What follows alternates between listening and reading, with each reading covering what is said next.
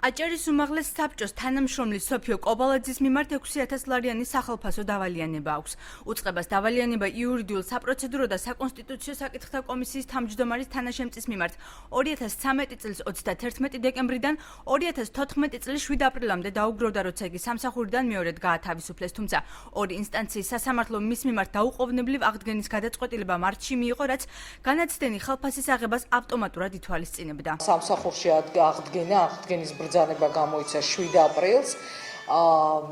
თუმცა ქალბატონმა ანამ ახსენა გასული არის 2 თვეზე მეტი, მაგრამ არ არის აღსრულებაში მიქცეული სასამართლოს გადაწყვეტილება ნაცთურ ხელფასთან დაკავშირებით. კანონიერი მოთხოვნის თაობაზე საჯარო განცხადება სოფიო კობალაძემ საერთაშორისო გამჭვირვალობა საქართველოს ოფისში იურისტებთან ერთად გააკეთა. იურისტები სისხლის სამართლის დანაშაულის ნიშნებსა და ბიუჯეტისათვის მიყენებულ ზარალზე ამახვილებენ ყურადღებას. ამბობენ, რომ კობალაძემ კუთვნილი ხელფასი უნდა აიღოს, როცა მის ნაცვლად შესრულებული სამუშაოსთვის შემსრულელზე ხელფასი უკვე გაცემულია. სასამართლოს კანონიერ ძალაში შესული გადაწყვეტილების აღუსრულებლობა, ანუ მარტივად რომ თქვა შეუსრულებლობა, ეს წარმოადგენს სისხლის სამართლის კოდექსით გათვალისწინებულ დანაშაულს. საერთაშორისო გამჭვირვალობა საქართველოს მოუწოდებს უმაღლეს საკანონმდებლო ორგანოს შეასრულოს სასამართლოს კანონიერ ძალაში შესული გადაწყვეტილება, წინააღმდეგ შემთხვევაში მიმართავთ საგამოძიებო ორგანოებს. იმდენად ვითნებობენ, რომ ერთჯერ უკანონოდ დაითხოვენ ადამიანი, ამისათვის მათ ნაცვლური გადაუხადა სოფიო კობალაძეს.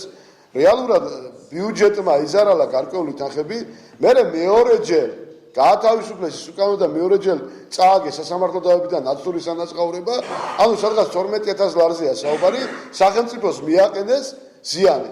ანუ ჩვენ ვითხოვთ, რომ რეგრესის წესით მოთხოვონ იმ ადამიანებს, ვინც ეს უკანონოებები აკეთა. სოფიო კობალაძე სამსახურიდან ავტომატურად ბოლოს მაშინ გათავისუფლდა, როცა იურიდიულ, საკონსტიტუციო და საპროცედურო კომისიის თავმჯდომარე ადამიანის უფლებათა დაცვის კომისიის თავმჯდომარის თანამდებობაზე გადავიდა. სოფიო კობალაძე ამბობს, რომ ადამიანის უფლებათა დაცვის კომისიის შექმნისა და მის ხელმძღვანელად მედია ვასაძის არჩევა მის სამსახურიდან გაშვებას უკავშირდებოდა. მიზეზი 2013 წელს მედია ვასაძესა და მოქალაქე დიანა დიასამიძეს შორის მომხდარი ფიზიკური დაპირისპირების ფაქტი გახდა. კობალაძემ გასულ წელს ვასაძის მიერ მოქალაქის ცემის ფაქტი სამართალდამცავებთან დაადასტურა. აჭარის უმაღლეს საბჭოში საკითხზე კომენტარს არ აკეთებენ.